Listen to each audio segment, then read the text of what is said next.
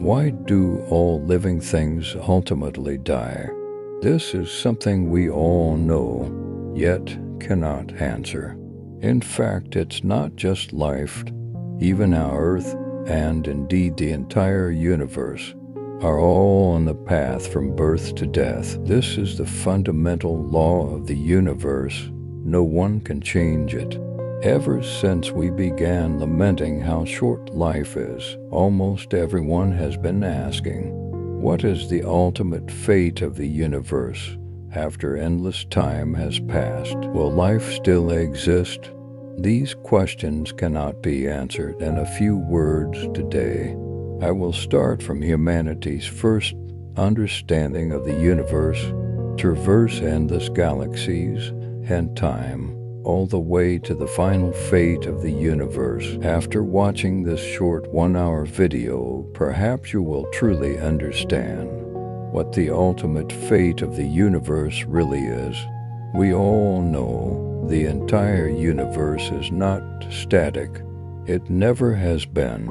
But for most of human history, we did indeed believe the universe was static. Looking up at the night sky, the stars seem motionless. Night after night, year after year, the constellations remain the same. The moon glides smoothly. Planets might deviate slightly from their paths, but always return to the ancients. All this was eternal, static, like a great cosmic painting hung above the world. Thus, we built our understanding of the universe on this stillness. We thought Earth must be the center, solid and unmoving. Everything else, the sun, stars, sky, must revolve around us, a perfect celestial dance, triggered by something divine but endlessly repetitive.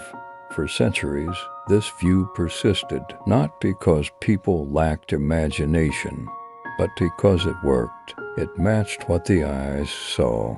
It made sense of the seasons. It explained eclipses and planetary alignments. It gave us comfort, a stable world under our feet, an ordered sky around us. Then the illusion shattered. First, Copernicus dared to suggest that Earth might not be the center at all.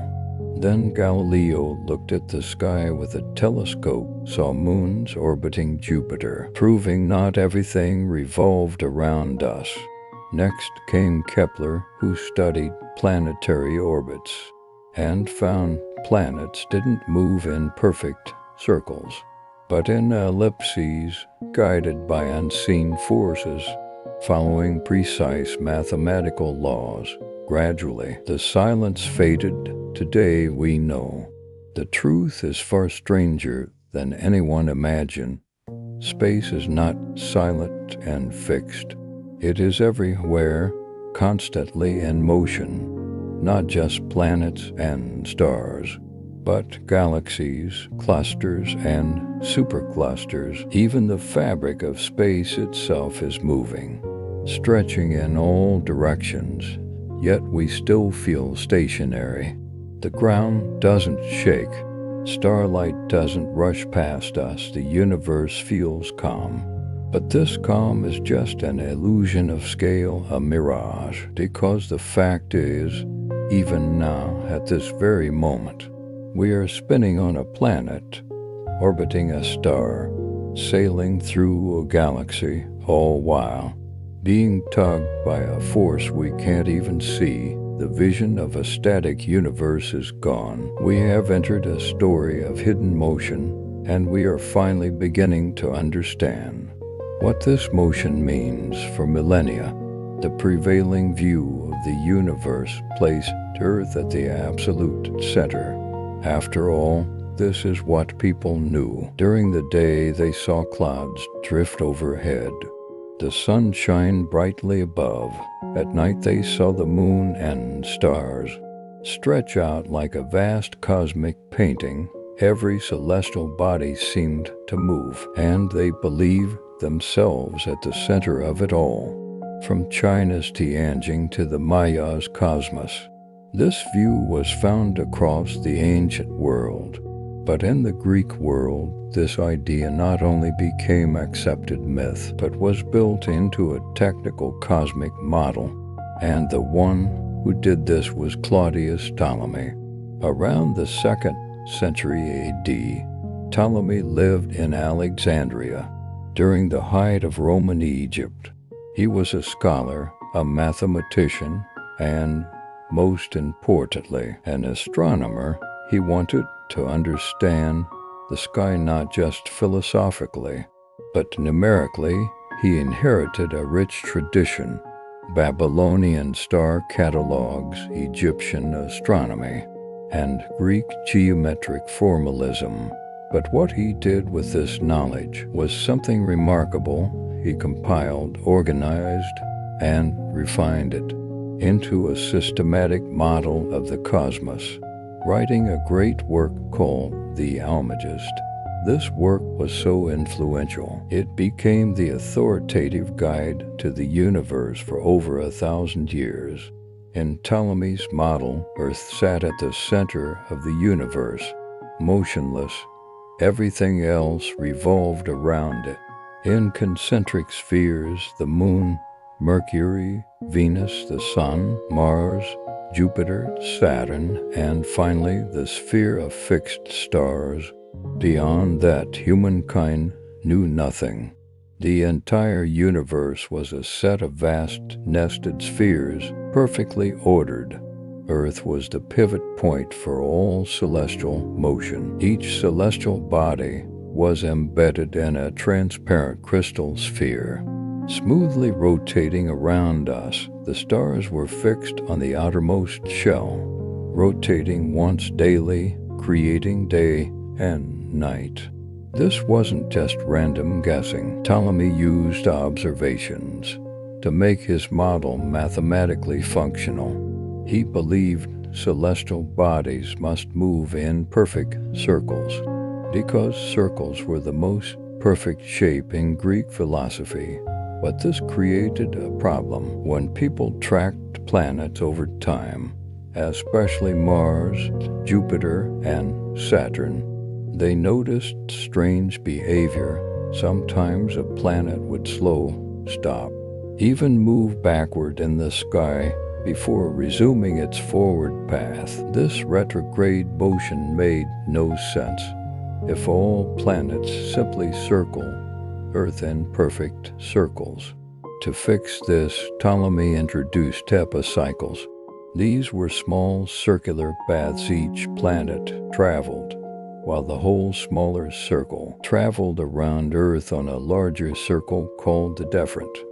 So the planet didn't just circle Earth, it circled a point that itself circled the Earth.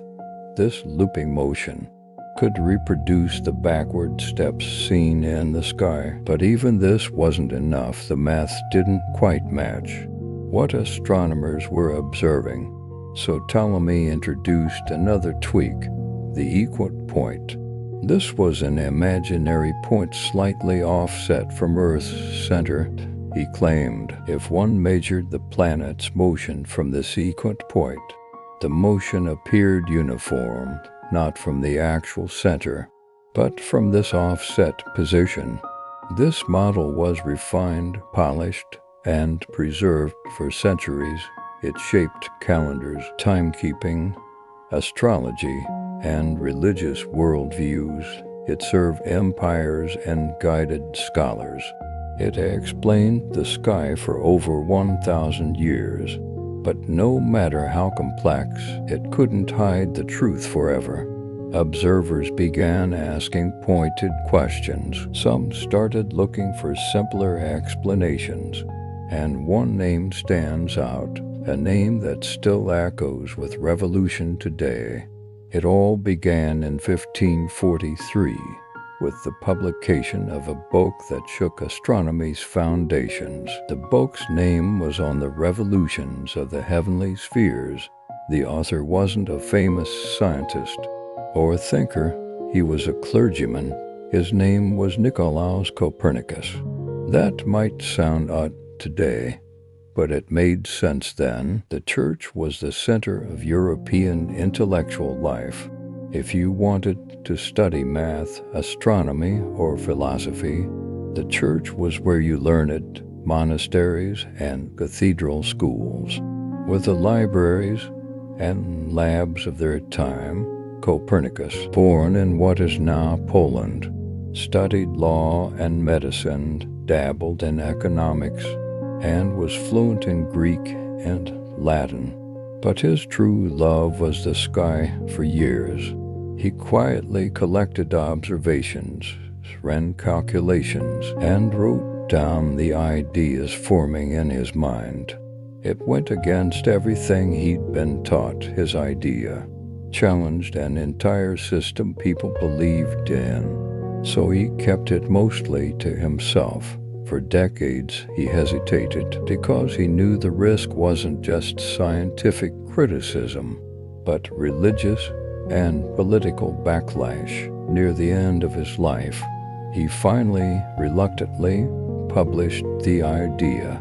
In his book, he sketched a cosmic model where the sun, not Earth, was at the center. He said Earth was a planet, just like Mars and Jupiter, orbiting the sun once a year. But he didn't stop there. Based on his observations, Copernicus proposed 3 different motions for Earth. First, Earth spins on its axis once every 24 hours. It's this daily rotation that makes stars seem to rise and set in the sky. Second, Earth orbits the sun once a year. This rotation around the sun explains changes in planetary positions and seasons. Third, Earth wobbles slightly as it travels its orbital path, tracing a small circle. We now link this motion to Earth's axial tilt and the phenomenon of precession. These ideas weren't just guesses. Copernicus spent decades developing complex geometric models and astronomical tables. He used trigonometry to calculate planets' relative distances from the sun. He ordered planets by how fast they moved in the sky. The closer a planet was to the sun, the faster its orbital speed. It matched perfectly with what he saw. But though Copernicus's model was conceptually sound, it wasn't more accurate. That's because he still assumed planets moved in perfect circles, like Ptolemy. This made his predictions about as good as the old system, and in some cases worse. Then came the telescope. It wasn't invented by a scientist. In fact, it began as a Dutch novelty, just a few lenses cobbled together by spectacle makers. But when news of this odd device reached Italy, one man saw more than a novelty. Galileo Galilei. He didn't invent the telescope, but he turned it into a scientific instrument. In 1610, Galileo pointed it at the sky, and what he saw would overturn the old order. First, he looked at the moon through the eyepiece. It wasn't the perfect, smooth, divine sphere the ancients thought. It had craters, mountains, shadows. It looked remarkably like Earth. Then he observed Jupiter and found for tiny points of light swirling around the planet. He tracked them night after night. They changed position, but always stayed near Jupiter. These were moons, satellites orbiting a planet other than Earth. This was a major discovery because the geocentric model claimed everything must revolve around Earth, but here was Jupiter stealing the show with its own orbital system. Then he turned to Venus and observed that Venus also went through phases like the moon. Sometimes it looked full, other times just a crescent. This only made sense if Venus orbited the sun, not Earth. If it circled Earth, you'd only ever see one phase. But if it orbited the sun, and we were moving too, then the geometry worked. That little glowing point proved Copernicus right, but Galileo wasn't the one who finally cracked the math puzzle. That fell to someone else, someone who didn't even believe Copernicus at first. Johannes Kepler was a German mathematician and astronomer. With a devout faith, intense curiosity, and an obsession with precision, he got his big break when he became the assistant to the last great naked-eye astronomer, Tycho Brahe. Brahe was a Danish nobleman who spent decades collecting the most precise measurements of planetary motion yet made. All without a telescope, he built giant instruments at his island observatory and mapped planetary positions with incredible accuracy. Brahe didn't buy the Copernican model. He had his own hybrid theory. Planets orbited the sun, but the sun orbited Earth. He was trying to bridge the gap. But when he died in 1601, he left all his data to Kepler, and Kepler dove in. He spent years trying to make the Copernican system fit Brahe's data, especially for Mars. And Mars was tricky. It wouldn't move in a simple circle. It sped up, slowed down, looped in the sky. It just wouldn't behave for years. Kepler tried to force the data into circular orbits. Everyone thought circles were divine, perfect. The heavens must move in circles, but Mars didn't care about philosophy. So Kepler finally stopped forcing the math. He let the data speak, and what it said changed everything. Kepler discovered planets don't move in perfect circles at all. They move in ellipses. That was his first law. All planets move in elliptical orbits around the sun, with the sun at one focus of the ellipse. This meant a planet's orbit isn't a perfect circle, but an oval. Kepler noticed something else too. Planets don't move at a constant speed. When they're closer to the sun, they sweep through space faster. When they're farther, they sweep slower. That was his second law. The line joining a planet and the sun sweeps out equal areas in equal intervals of time. In other words, as a planet travels along its elliptical path, whether it's near or far from the sun, the area it sweeps in a month is always the same. This explained the strange speeds of planets, especially Mars. Then came the third law, which tied the whole system together, also called the harmonic law. Kepler found that the square of a planet's orbital period is proportional to the cube of the semi-major axis of its orbit. Simply put, the farther a planet is from the sun, the longer it takes to complete an orbit. And this relationship was predictable. Galileo's telescope and Kepler's equations together created something extraordinary. One gave people the vision to see a new cosmos. The other gave them the math to prove it. Copernicus sparked the change. Galileo fanned the flame. Kepler built a framework that let it hold, and once the door opened, it didn't take long for someone to walk through and push things further. The next generation would turn to the next question. Why do planets move? What force keeps them in orbit? Why don't they fly off into space or fall into the sun? This is where the famous apple story comes in. Newton gave this invisible force a name, gravity. He realized the force that makes an apple fall from a tree also keeps the moon in orbit, makes Earth circle the sun, and governs planetary motion. He formulated it as the law of universal gravitation. According to him, every object with mass pulls on every other object. The bigger the mass, the stronger the pull. The farther apart they are, the weaker the pull. From Newton's law of universal gravitation, we know Earth orbits the Sun at about 107,000 kilometers per hour. That's nearly 30 kilometers per second.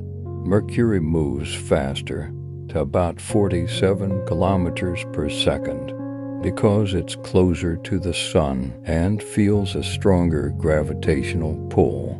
Mars, farther out, moves slower. It all fits. The closer a planet is to the Sun, the faster it must move to stay in orbit. Newton's math proved it. He linked celestial motion to earthly motion. For the first time in history, we had a single set of laws that applied to everything. And just like that, the great cosmic mystery of planetary motion. Why they move, how they move, how fast they move, was no longer a mystery. It was gravity, but there was something else. Something no one expected, because when scientists used better tools and more precise math to map the heavens, they noticed another kind of motion, a bigger, deeper motion. We thought the Sun was still, but it wasn't. It too was moving, but where? After the Copernican revolution, the Sun replaced Earth as the center of everything. The universe no longer revolved around us. Now Earth moved, spinning on its axis and orbiting the Sun. That felt revolutionary, but once the paradigm shifted, the new model, the heliocentric model, began to settle in. The Sun, once just another object in the sky, now became our still point, our anchor to the cosmos, solid and unmoving. For centuries, that idea held. But that would change, not with a physicist, not with a philosopher, but with a musician. William Herschel was born in Germany and moved to England as a composer, but he became obsessed with telescopes. He started building them in his spare time, grinding mirrors, creating optics better than almost anything in his era. When he pointed his telescope at the sky, he wasn't just observing, he was counting. Herschel became obsessed with structure. If the sky was full of stars, were they scattered randomly, or was there a pattern? He decided to find out the hard way. He and his sister Carolyn began a massive survey. He would count stars in narrow strips of sky just a few degrees wide, and record how many he saw in each direction. Over time, the counts painted a picture. He noticed something strange. Some directions had far more stars than others, and the highest density lined up with the faint band we call the Milky Way. So he made a map based on star counts. He built a shape of what he thought the universe was. It looked like a flat, stretched disk, like a grindstone, with the Sun roughly near the center. Today we know he got the size wrong. He didn't account for interstellar dust, which blocks the view of many distant stars. But for the late 1700s, it was extraordinary. He had grasped that stars weren't infinite. They were part of a structured system, and we were in it. He called it the Milky Way. But Herschel didn't know. This was a galaxy in the modern sense. He thought this system was the entire universe.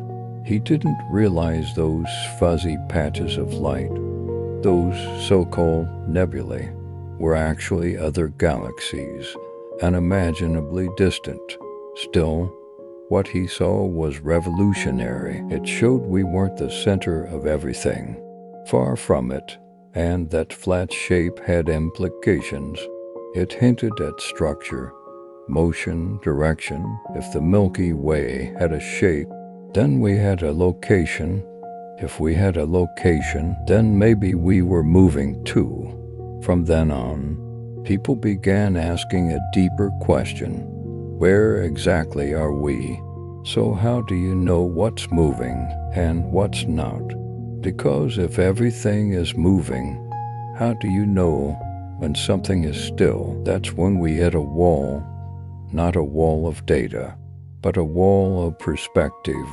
Because everything we see is seen from Earth.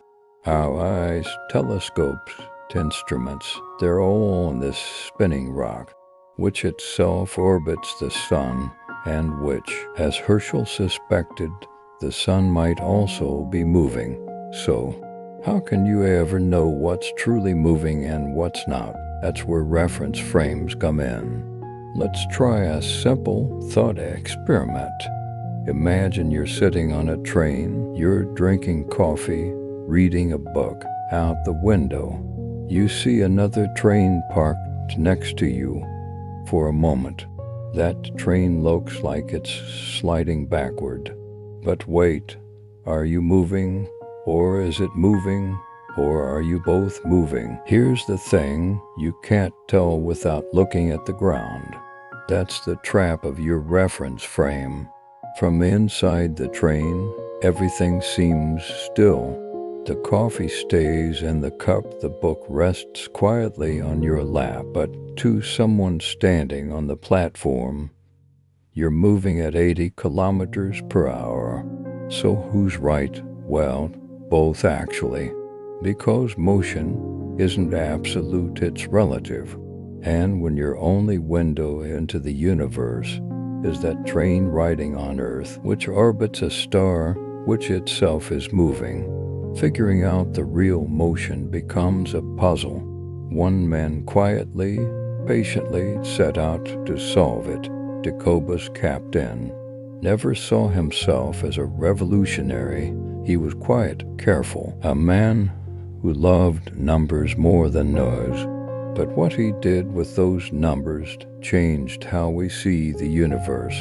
Captain was born in the Netherlands in the mid-1800s, by which time Herschel's star maps were over a century old. The idea that we were inside a star system, the Milky Way, was accepted, but structure and motion were still vague. Telescopes were getting better, but astronomers needed more than better tools. They needed a new method. That's what Captain brought. He started collecting data, not just on light, not just on position, but on proper motion, how stars moved across the sky over time. These were tiny shifts, often just fractions of an arcsecond per year, but with the right math and enough time, they could tell a story. He gathered observations from observatories worldwide: Cape Town in South Africa, Cordoba in Argentina, Sydney in Australia. Bit by bit, he compiled catalogs of thousands of stars, measuring their brightness, measuring their positions, watching their drift. And then something odd emerged. Stars weren't drifting randomly. They moved in patterns to streams flowing across the sky like cosmic currents. At first, it looked like stars were simply grouped into two vast rotating swarms. But Captain thought harder. What if this wasn't about the stars at all? What if we were the movers? Back to the train analogy. Imagine you're standing in a crowd, walking steadily across a busy square. People seem to stream past you from different directions, but maybe you're the one moving, and everything else seems to drift only because of your reference frame. Captain ran the numbers. He did the calculations, and it all made sense. Only if the sun was moving, dragging us along. This motion was called the solar apex. Based on Captain's observations, the sun was moving at about 20 kilometers per second toward a point in the constellation Hercules. It wasn't a frantic dash, but a steady, silent drift through space, and just like that, the sun lost its stationary status. But Captain didn't stop there. He wanted more. If we were moving through the stars, what were these stars? What was the system we were in? Using stellar motions and brightness, Captain began building what he thought was the true shape of our galaxy.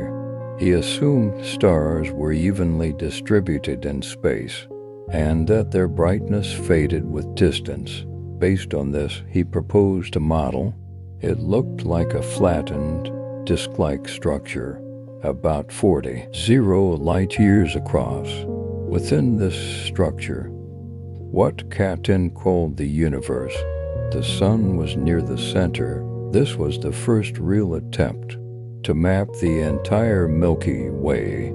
Of course, we now know Captain's universe was too small. He didn't know about interstellar dust, tiny particles floating between stars that absorb and scatter light, especially in the direction of the galactic plane.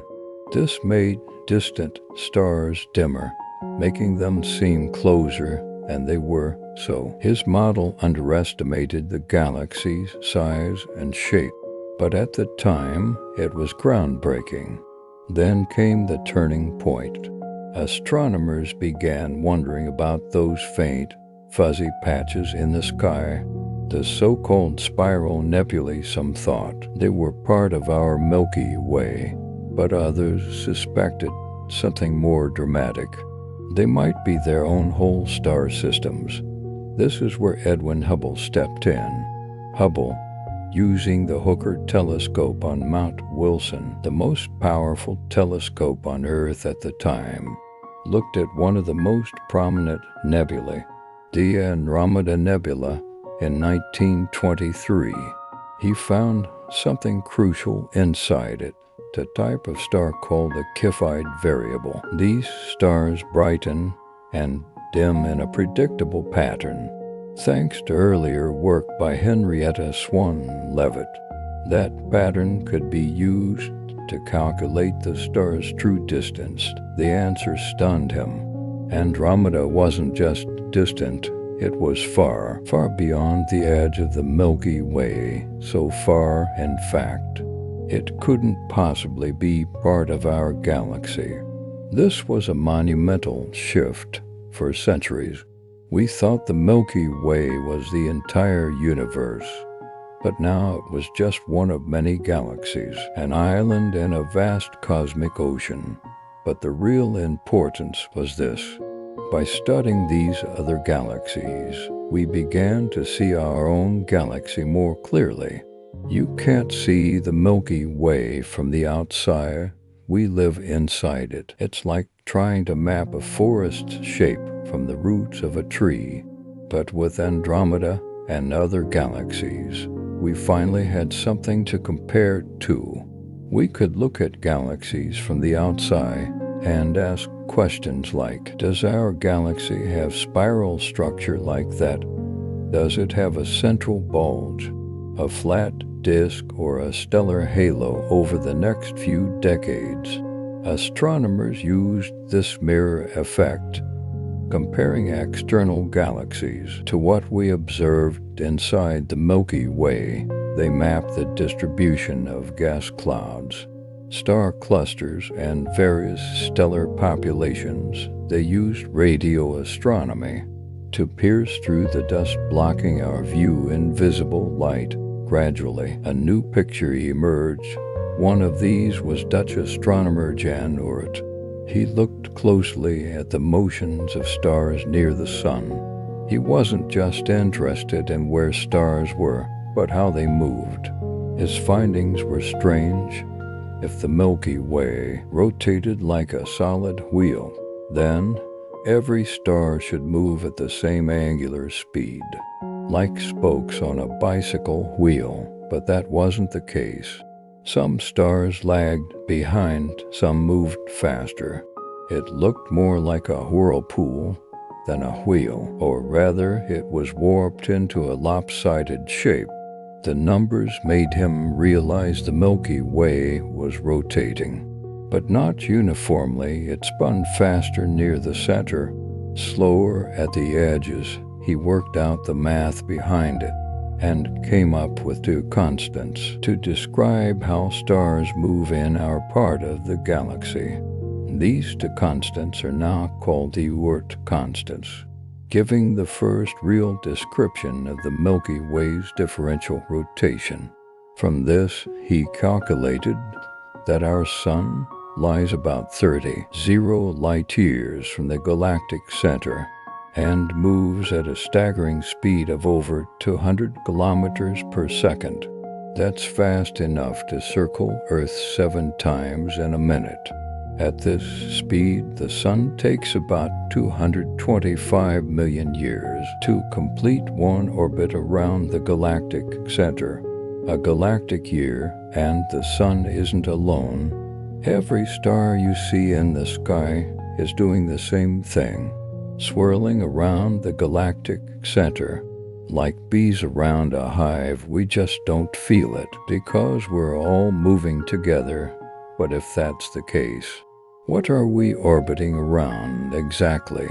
To answer that, astronomers needed better eyes that could see beyond visible light.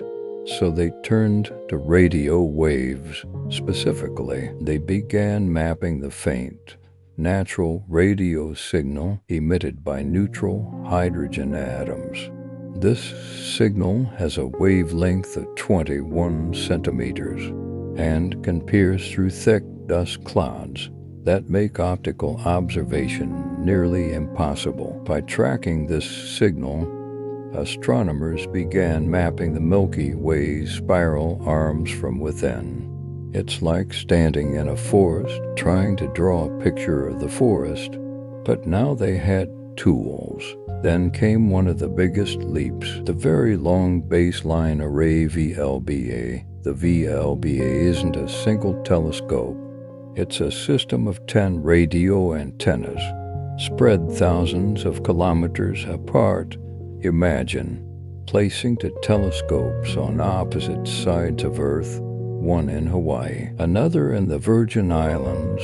Now imagine them working together perfectly, acting like one giant antenna the size of a continent.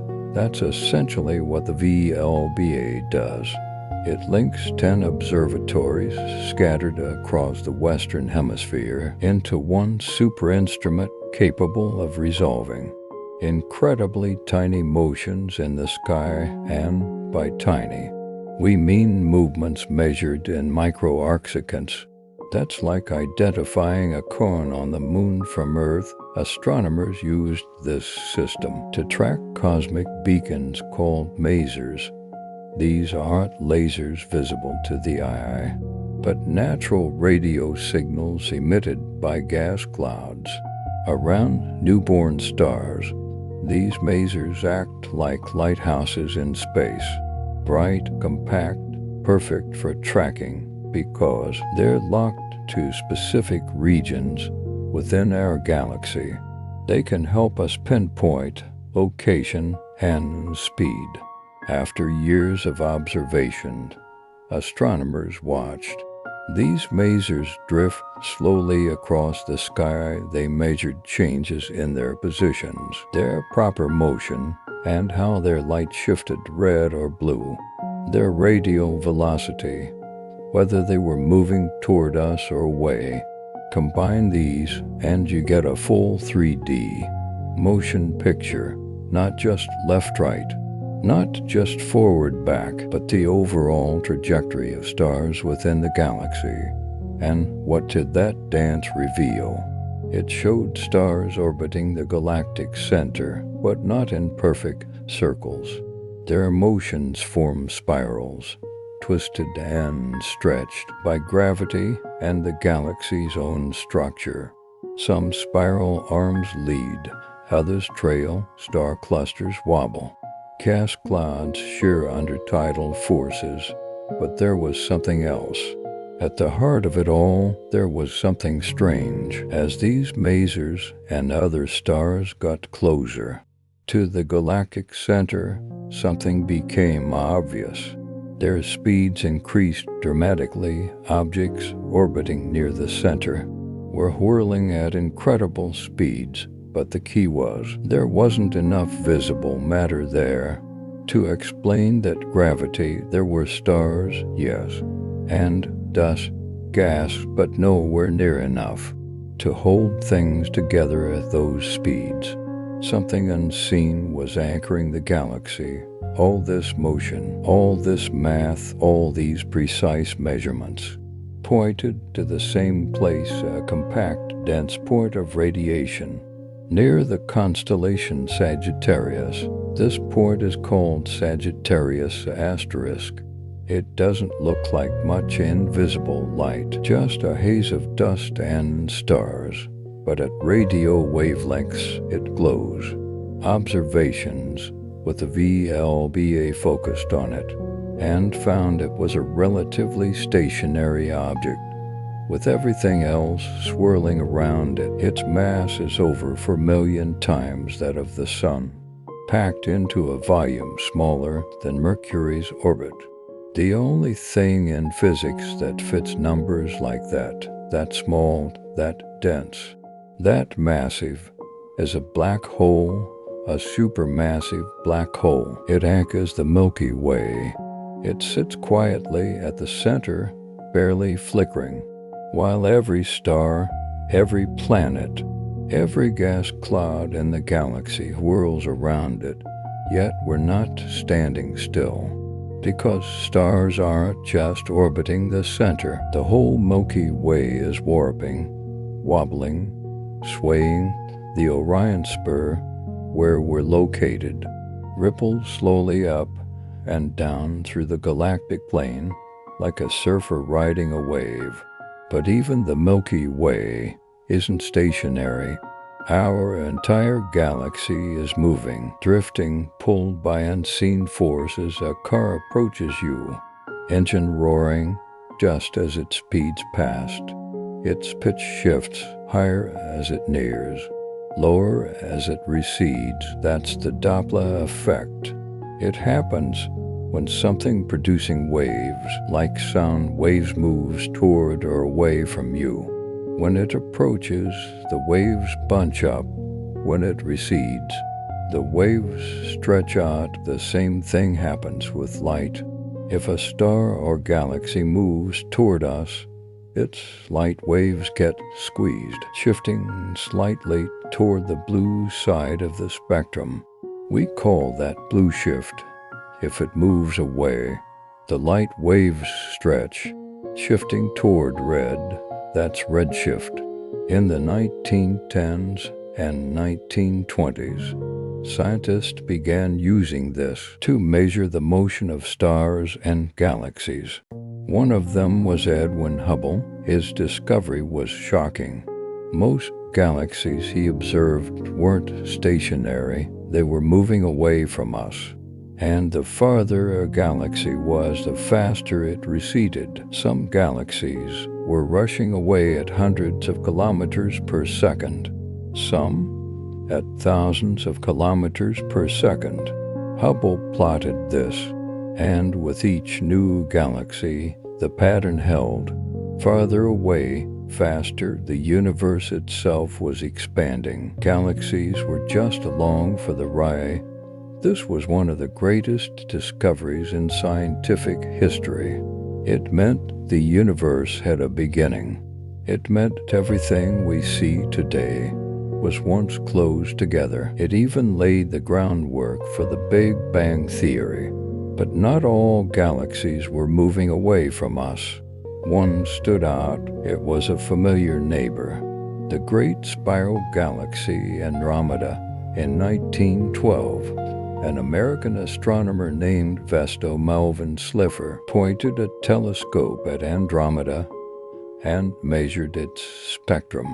At the time, people were just beginning to understand how redshift and blueshift happened in galaxies, and what Slipher saw defied all their expectations. Unlike most galaxies, Andromeda wasn't redshifted, its light was blue-shifted. That meant it was moving toward us, but at the time, they could only say it was moving in one direction, not the full picture. Fast forward 100 years. Technology has come a long way. We have space telescopes, supercomputers, and networks of radio antennas across the globe. Astronomers, using data from NASA's Hubble Space Telescope, combined with precise measurements from the Gaia mission and the VLBA by tracking Andromeda's actual motion over the years, not just the shift in its light, but its sideways motion too. They pieced together its full 3D trajectory. Their findings confirmed it. Andromeda isn't just drifting near us. It isn't going to slingshot past. It's locked on. It's on a direct collision course with the Milky Way, and we're flying toward it too. Andromeda isn't just coming toward us. We're both rushing toward each other through the void of interstellar space. Currently, Andromeda is moving toward us at about 110 kilometers per second, equivalent to over 400,000 kilometers per hour. And the Milky Way isn't standing still either. If you account for the motion of our entire local group, we're moving toward Andromeda at nearly 300 kilometers per second. This means, combined, we're closing the distance at a rate of roughly 500 kilometers per second. Yet the universe is big, very big. Andromeda is about 2.5 million light years away, which is about 24 quadrillion kilometers. That number is so large it almost doesn't feel real. At that rate, even with both galaxies rushing toward each other, this approach speed isn't enough for a short-term rendezvous. So not tomorrow, not next year, but in about 4 to 5 billion years, the two largest galaxies will finally meet. Now you might picture this as galaxies colliding, stars crashing into each other, chaos, fireworks.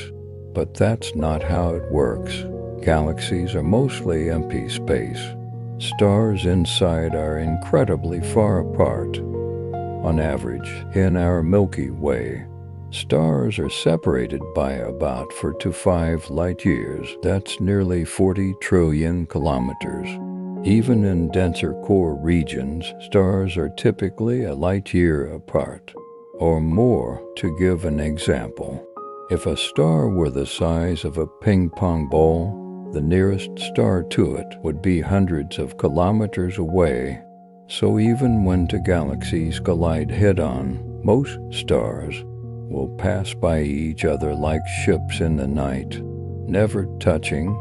Yet galaxies aren't completely peaceful. Some stars might collide, especially in crowded central regions, and a few stars, particularly on the fringes, might get flung out entirely, ejected into intergalactic space, like cosmic driftwood.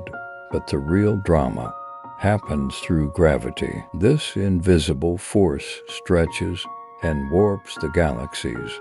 It flings out long tidal tails, pulling streams of stars away from their homes. It tears spiral arms. It draws the galactic cores closer and closer, until the two galaxies finally merge into one larger, Messier system. But the full collision doesn't happen in one go. The first pass is quick, a close encounter that stirs up chaos. But the merger itself is slow. It takes about 1 to 2 billion years to fully settle. This isn't a crash. It's a slow, graceful, gravitational ballet. And when the dance ends, something new is born. A giant elliptical galaxy. Astronomers have already given it a name: Milkomeda. It won't look like a spiral anymore. It'll be puffier, rounder, a vast glowing ball of stars gas, and dust. Assuming our sun is still alive, it will likely enter a new orbit, not where it is now, not in a neat spiral arm. It might drift much farther from the center on a path more elliptical and unstable than its current one, but the collision with Andromeda isn't the whole story. It's not the only trajectory our galaxy is on, because the Milky Way, Andromeda, and hundreds of other nearby galaxies are being pulled not just toward each other, but towards something larger and stranger. But to understand where we're headed next, we have to pull the camera back, first past our solar system, then past the Milky Way, even past the galaxy group we belong to. Because galaxies don't float in isolation, they gather into clusters, following gravity like water flowing downhill. Let's start small. Our Milky Way is part of a galaxy group, a collection of about 80 galaxies called the local group. It's about 10 million light-years across. The Milky Way and Andromeda are the two largest galaxies in this group, each surrounded by smaller satellite galaxies like the Large and Small Magellanic Clouds, or M32 and M110 orbiting Andromeda. But this group is just a tiny part of a higher-level cluster. Galaxy clusters are gravitationally bound collections of multiple galaxy groups. The local group is just a small member of the Virgo cluster. The Virgo cluster is a much larger collection, containing over 1,000 galaxies. The Virgo cluster is about 65 million light-years away. Its gravity pulls on us. We're not just floating near it. Our entire local group is moving toward the center of the Virgo cluster at about 600 kilometers per second. So clusters contain groups. But even clusters aren't the end of the story. Collections of clusters form superclusters. These are the largest known structures in the observable universe. They can span hundreds of millions of light-years and contain tens of thousands of galaxies. Our supercluster is called Laniakea, a Hawaiian word meaning immense heaven. It fits. Laniakea is enormous, stretching over 500 billion light-years and containing about 100,000 galaxies, including the Virgo cluster, the Hydra Centaurus supercluster, the Pavo Indus supercluster, and the Southern supercluster. They connect, forming a web of cosmic flows. So how do we know all this? How can scientists determine where galaxies are moving? How fast and toward what? It all comes down to motion. Over the past few decades, astronomers haven't just observed galaxy positions. They've mapped galaxy motions. To do this, they need more than redshift and blueshift. They need peculiar velocities, the actual motion of galaxies relative to the universe's overall expansion. That's not easy. You can't take a single snapshot and know how fast a galaxy is moving sideways through space. You have to combine techniques. One of the most important is the Telly-Fisher relation. Astronomers use this to compare a spiral galaxy's brightness to its rotation speed. If you know how bright a galaxy should be, and compare it to how bright it actually appears, you can estimate its distance. Once you have a galaxy's redshift and distance, you can figure out if it's moving faster or slower than the overall Hubble expansion. That difference is its peculiar velocity, motion caused by local gravitational influences, not just cosmic expansion. That's where the real motion picture comes from. Projects like the Cosmic Flows Survey, Cosmic Flows 2, and later, the even more detailed Cosmic Flows 3 were massive efforts to collect motion and distance data for thousands of galaxies using methods like the Tully-Fisher relation, surface brightness fluctuations, even supernova data. Scientists built a 3D velocity map of our cosmic neighborhood, revealing not just where galaxies are in space, but how they're moving. Galaxies are streaming. Their discovery was startling. Galaxies aren't just expanding outward like dots on a balloon. They're also flowing in a specific direction, towards something we can't directly see, something massive. And this flow pattern isn't chaotic, it's coherent, organized. This motion points beyond Centaurus and Norma to a mysterious region of space, blocked from our view by the Milky Way's thick band of dust. That's where the real mystery begins. What are we being pulled toward? Why? Astronomers noticed this strange flow as early as the 1970s. Galaxies, including ours, weren't just drifting with the expanding universe. They were moving sideways at hundreds of kilometers per second, all heading in the same direction. But when telescopes tried to look in that direction, they hit a wall, a region of the sky we call the zone of avoidance, crowded with stars, gas, and dust from our own Milky Way, blocking our view of anything behind it. Still, the motion was undeniable. Scientists called this gravitational source the Great Attractor, not because they could see it, but because they could feel its pull. Whole clusters of galaxies were leaning toward it, and we were caught in the same gravitational flow. Astronomers, using X-ray telescopes and infrared surveys, pieced the picture together bit by bit. They found huge mass concentrations hidden behind the Milky Way's disk. This wasn't a single object, but a region of space packed with galaxy clusters. The largest of these is the Norma cluster, about 220 million light-years away. And that cluster isn't isolated. It's part of an even larger structure. This region, this attractor, turned out to lie near the edge of an even bigger supercluster, the Shapley supercluster, one of the largest known superclusters in our nearby universe.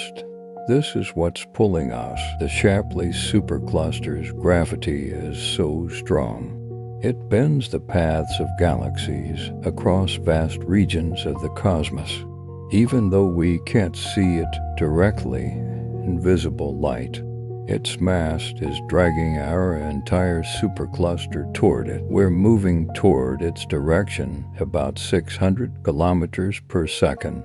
Now things get tricky. This isn't a clear, singular destination.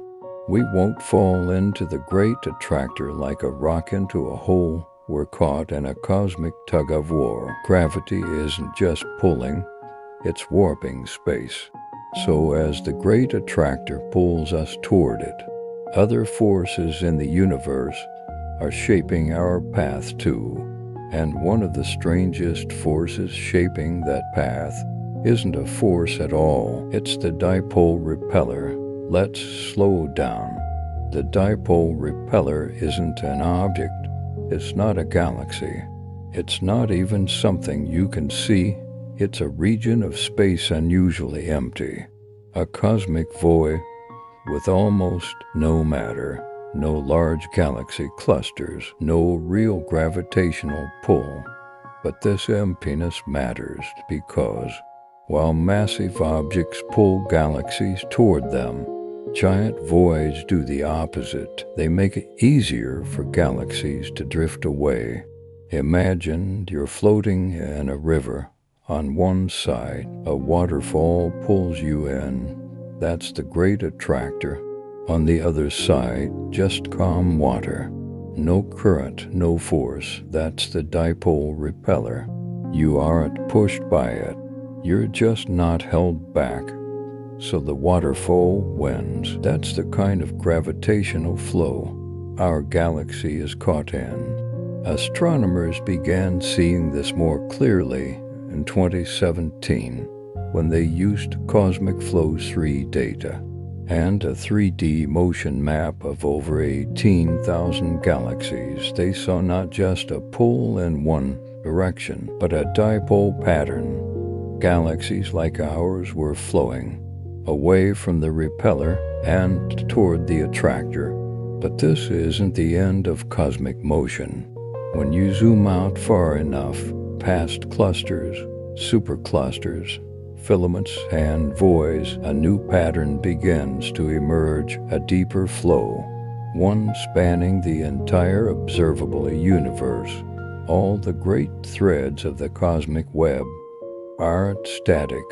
They're drifting somewhere. So far, we've followed Earth's spin and orbit. We've seen the sun drift through the Milky Way like a leaf in a stream.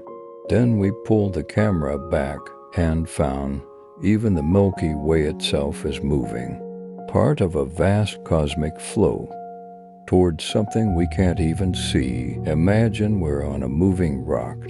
That's part of a moving system inside a moving galaxy. That's wild enough. But now it's time for the biggest move of all. Now it's time to ask the final question. Where is everything in the universe headed? Not just Earth, not just our galaxy, but everything. What is the ultimate fate of the cosmos? To answer that, we have to talk about something strange, something that doesn't glow or shine, like something is pulling the strings behind the scenes. And when we found something very strange indeed, it shook science to its core, ironically. The story begins with the end of the universe, or at least with trying to predict it. In the 1990s, two teams of scientists, one led by Saul Perlmutter, the other by Brian Schmidt and Adam Rees, were studying exploding stars called Type E supernovae. These explosions are incredibly bright and go off in roughly the same way, making them perfect cosmic mile markers. If you know how bright a supernova should be, and it looks dimmer than expected, then you know it's farther away.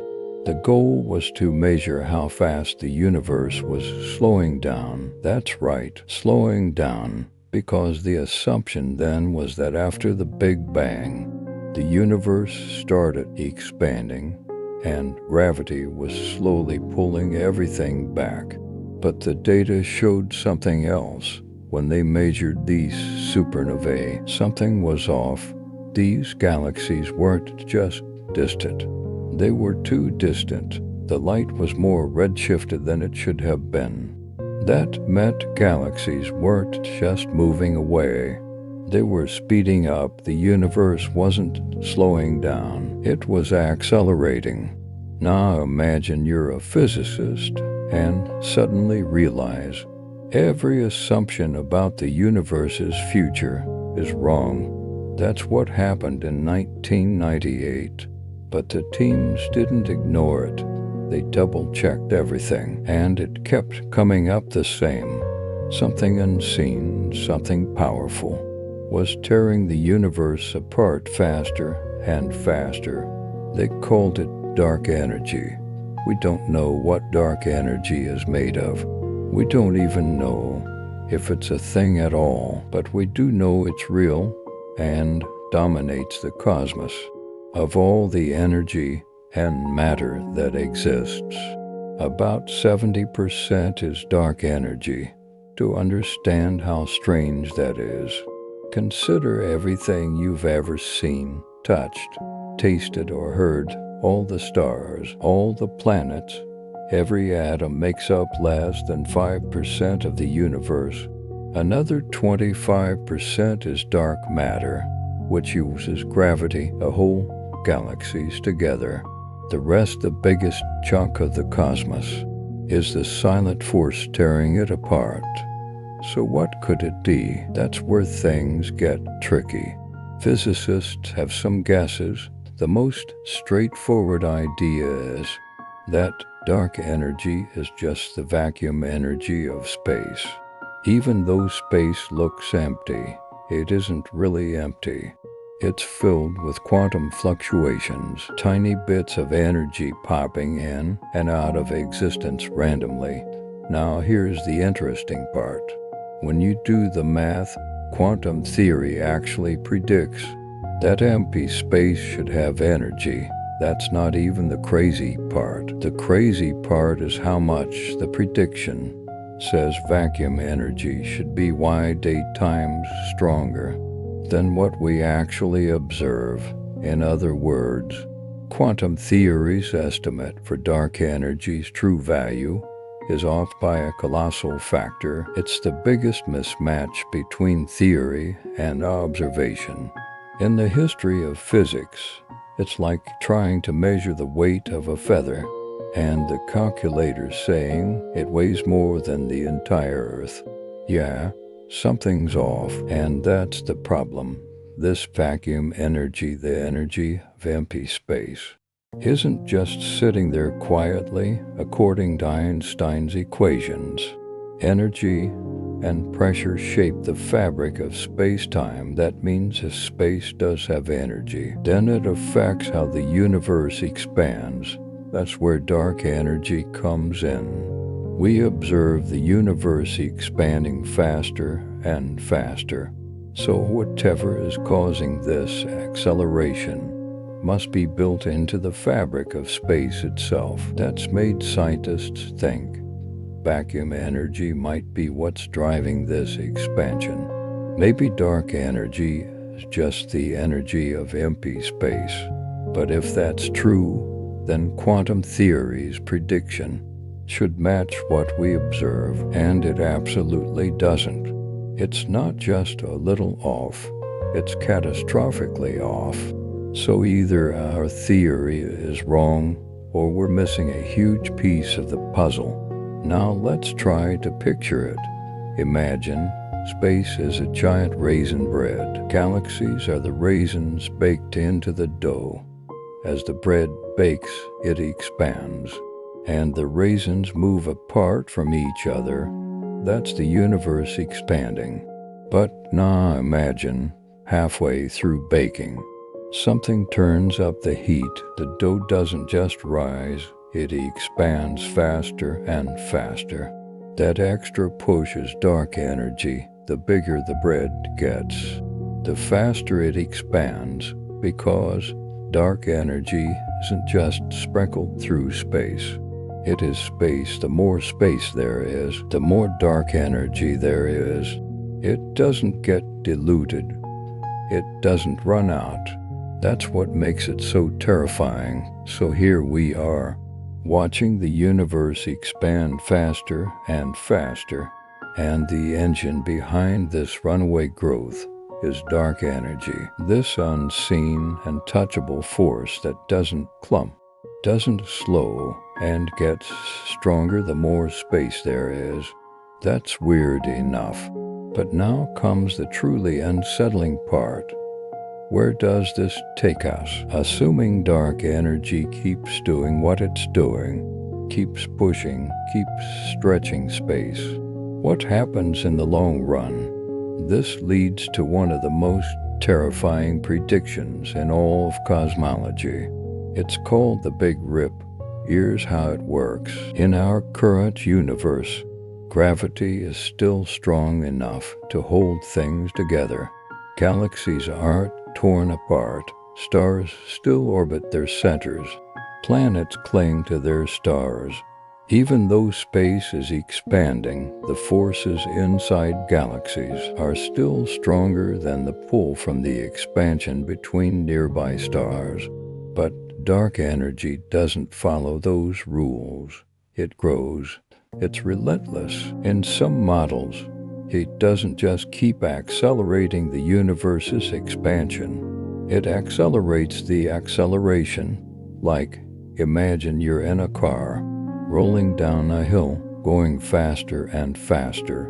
Then the hill gets steeper and steeper. That's the big rip scenario. At first, you wouldn't notice anything. Galaxy clusters would slowly drift apart.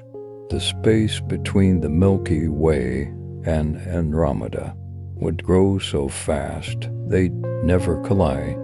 But it wouldn't stop there. Eventually, galaxies themselves would start to stretch, not just be pulled apart, but torn from within.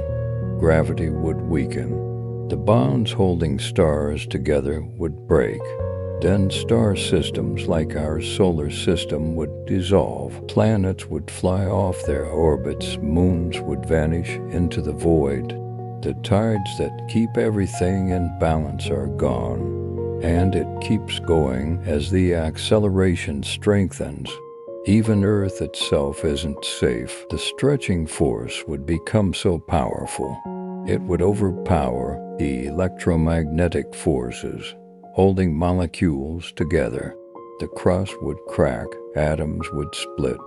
Even the building blocks of matter, protons, could be torn apart as space itself stretches beyond what any particle can survive. In the final moments before the Big Rip, the universe would become a storm of fragments in 22 billion years. There would be no galaxies, no stars, no atoms, just pure, unbound energy flashing in an ocean of nothingness. That timeline is just a guess based on one model. It could happen much sooner or never, because it all depends on how dark energy behaves. And we still don't fully understand that. But not all theories end in a rip. Some take the opposite approach. There's another idea, one that starts with a question. What if the universe's expansion doesn't go on forever? What if at some point gravity fights back? You see, in the early universe, everything was hot and dense. Space was expanding, but gravity was pulling back, trying to slow everything down. This tug-of-war has been going on from the start. For a long time, scientists thought gravity might eventually win. That's the Big Crunch theory. In this version of the story, the expansion is temporary. One day, dark energy might fade. Or maybe it wasn't permanent from the start. If that happens, gravity could take over again at first. It would start slowly pulling everything back together. Galaxies that once drifted apart would start moving closer. Structures would reverse. The great cosmic web would contract. Over billions of years, the universe would shrink. As everything got squeezed into a tighter and tighter volume, temperatures would rise. The night sky would grow brighter, not from new starlight, but from old stars smashing into each other. In a shrinking cosmos, the fabric of space-time would bend inward, like a closing fist. In the final seconds, the entire universe would become a single hot, dense point. And then it might end, or maybe start again. The Big Crunch has a poetic symmetry to it. The idea that the universe ends where it began, the Big Bang, is just one act in a cycle of expansion and collapse. Bang, then crunch, forever looping. But there's a problem with this picture. The math doesn't quite line up. Everything we've observed so far, galaxy redshifts, the cosmic microwave background tells us the universe isn't slowing down, it's speeding up. That means gravity isn't winning. At least not yet, so unless dark energy changes dramatically in the future, a Big Crunch seems unlikely. But here's the thing, we still don't fully understand what dark energy really is. It's a placeholder. For something we can measure but can't explain, we know it causes the universe to expand faster and faster. But we don't know why. If someone could figure out dark energy's true nature, it wouldn't just be a breakthrough. It would be Nobel Prize material. But until then, we're left with what we see still. There's another possibility, another future. That's not as dramatic as a rip or a crunch. It doesn't explode or collapse. It just keeps going. And it might be the most memorable ending of all. It's the big freeze, a universe that doesn't die in violence, but in silence. Here's how it goes. We've already talked about dark energy, how it pushes the universe to expand faster and faster. We've also talked about how that expansion will likely continue unless something major changes. Now imagine the universe continues down this path. Galaxies get farther and farther apart, but never slow down. And the stars inside them are aging, burning through their fuel one by one. This idea, cold, endless fading, isn't just poetic. It's supported by some of the best data we have. Andrei Lend, a Russian-American physicist known for his work on inflation theory, has contributed to models supporting this ending, based on cosmological parameters measured by tools like the Planck satellite today, and large-scale surveys like the Sloan Digital Sky Survey. The expansion rate is consistent with a cosmological constant. That means dark energy might stay constant over time, not increasing or decreasing, just humming along, gently stretching space. If that's true, then the big freeze isn't just a possibility, it's our universe's most likely fate. Now let's zoom out and follow the future step by step. We're in the present era. Galaxies are still relatively close. Stars are being born in places like the Orion Nebula. Planets are orbiting. Life is breathing. Black holes are feeding. The cosmic web still glows with energy. But fast forward a long, long time. Give it 100 billion years. By then, the observable universe we can see will have shrunk dramatically. Not because the universe itself got smaller, but because the space between us and distant galaxies is expanding faster than light can cross it. Those galaxies will move beyond our cosmic horizon. We'll never see them again. They'll still exist, but be forever out of reach, like ships sailing over the edge of an endless ocean. Given enough time, even the nearest galaxies will fade from view. Eventually, the Milky Way and Andromeda will have long since merged into one giant elliptical galaxy, a lonely island floating in a dark, silent sea. Star formation won't last forever. Stars need gas to form, mostly hydrogen. But that gas won't last forever. When stars go supernova or shed their outer layers, they recycle material back into the galaxy.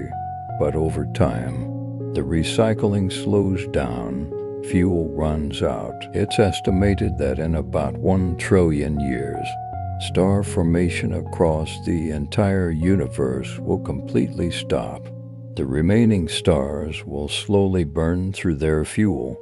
Red dwarf, small, cold, dim stars that can live for trillions of years will be the last flickers of light in a darkening sky, but even they will eventually burn out.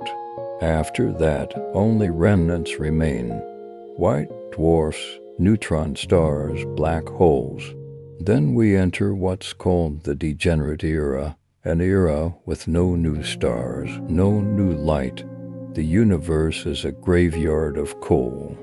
collapsed objects, dwarf stars, and black holes. They still hunger, swallowing whatever's left. Time keeps passing over the next 1,040 years.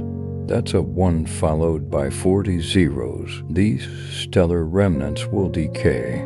White dwarfs will cool until they become black dwarfs. Neutron stars might remain stable for a long time, but black holes have their own clock. According to Stephen Hawking, black holes aren't eternal. They slowly evaporate through a quantum effect called Hawking radiation. Over time, they lose mass. It's incredibly slow. A black hole with the mass of our sun would take about 1,067 years to vanish completely. Let's think about that number. Our entire universe is about 13.8 billion years old now. That's nothing compared to the scales we're talking about. In the Big Freeze, time stretches far beyond what we can truly imagine. Eventually, every black hole will evaporate. They'll vanish one by one in tiny flashes of radiation. No more stars, no more planets, no more light. The universe becomes a place of particles. Electrons, positrons, maybe some decayed protons floating alone in a cold, expanding sea of space. Temperatures drop toward absolute zero, not because there's no heat, but because nothing is left to produce it. No fusion, no gravity pulling things together, just particles scattered across an ever-growing void. Even protons might not survive if proton decay proves real. Then all matter itself could disintegrate. Some models predict this could happen in about YP years. Then what's left? Nothing, just a whisper of radiation. The afterglow of a cosmos that once held stars, galaxies, and life. The universe keeps expanding until everything is too far apart to interact, too cold to change, and even the concept of place becomes meaningless. The laws that birthed everything still exist, etched into a cold, pointless void, but there's no one left to read them. This would be our universe's final fate. All right, my friend, let's pause our conversation here tonight on the mysteries of the universe. Now, allow me to press pause for you. Set aside all thoughts and inquiries, and simply, quietly be in this moment. From here, my voice will fade away, leaving only the silent tapestry of the cosmos and a carefully chosen piece of pure music tuned to 432 Hz.